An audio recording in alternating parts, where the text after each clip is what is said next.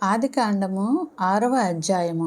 నరులు భూమి మీద విస్తరింపనారంభించిన తర్వాత కుమార్తెలు వారికి పుట్టినప్పుడు దేవుని కుమారులు నరుల కుమార్తెలు చక్కని వారిని చూచి వారందరిలో తమకు మనస్సు వచ్చిన స్త్రీలను వివాహము చేసుకొనిరి. 3. అప్పుడు యెహోవా, నా ఆత్మ నరులతో ఎల్లప్పుడూ వాదించదు. వారు తమ అక్రమ విషయములలో నరమాతృలై ఉన్నారు.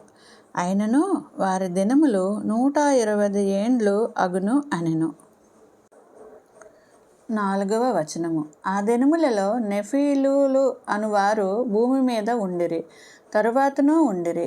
దేవుని కుమారులు నరుల కుమార్తెలతో పోయినప్పుడు వారికి పిల్లలను కనిరి.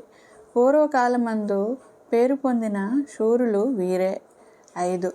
నరుల చెడుతనము భూమి మీద గొప్పదనియు వారి హృదయం యొక్క తలంపులలోని ఊహ అంతయు ఎల్లప్పుడూ కేవలం చెడ్డదనియు యెహోవా చూచి 6. తాను భూమి మీద నరులను చేసినందుకు యెహోవా సంతాపము నొంది హృదయములో నొచ్చుకొనెను.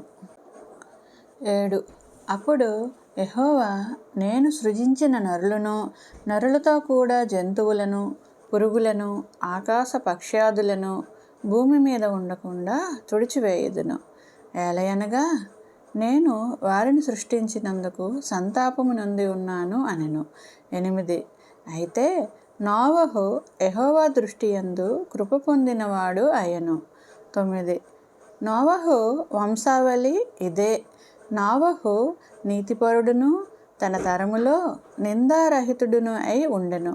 నోవహు దేవునితో కూడా నడిచినవాడు. 10. షేము, హాము, యాపెతును 3 కుమారులను నోవహు కనెను. 11. భూలోకము దేవుని సన్నిధిని చెడిపోయి ఉండెను. భూలోకము బలాత్కారముతో నిండి ఉండెను. 12. దేవుడు భూలోకమును చూచినప్పుడు అది చెడిపోయి ఉండెను. భూమి మీద సమస్త శరీరులు తమ మార్గమును చెరిపివేసుకొని ఉండిరి. 13. దేవుడు నోవహుతో, సమస్త శరీరుల మూలంగా భూమి బలాత్కారంతో నిండి ఉన్నది కనుక నా సన్నిధిని వారి అంతము వచ్చి ఉన్నది. ఇదిగో వారిని భూమితో కూడా నాశనం చేయుదును. 14. చితిసారకపు మ్రానుతో నీ కొరకు ఓడను చేసుకొనుము. అరలు పెట్టి ఆ ఓడను చేసి లోపటను వెలుపటను దానికి కీలు పూయవలెను. 15.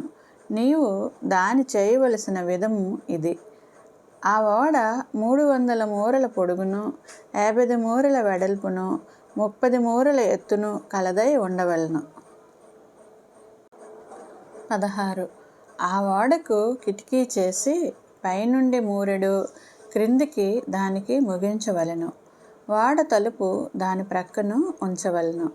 క్రింది అంతస్తు, 2వ అంతస్తు, 3వ అంతస్తు గలదిగా దాన్ని చేయవలెను. 17. ఇదిగో నేనే జీవవాయువు గల సమస్త శరీరులను ఆకాశము క్రింద ఉండకుండా నాశనం చేయుటకు భూమి మీదికి జలప్రవాహము రప్పించుచున్నాను. లోకమందున్న సమస్తమును చనిపోవును. 18.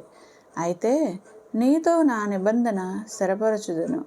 నీవును నీతో కూడా నీ కుమారులను, నీ భార్యయు, నీ కోడండ్రును ఆ ఓడలో ప్రవేశింపవలెను. మరియు నీతో కూడా వాటిని బ్రతికించి ఉంచుకుంటకు సమస్త జీవులలో అనగా సమస్త శరీరుల యొక్క ప్రతి జాతిలోనివి 2 చొప్పున నీవు ఓడలోనికి తేవలెను. వాటిలో మగదియు ఆడదియు ఉండవలెను. 20.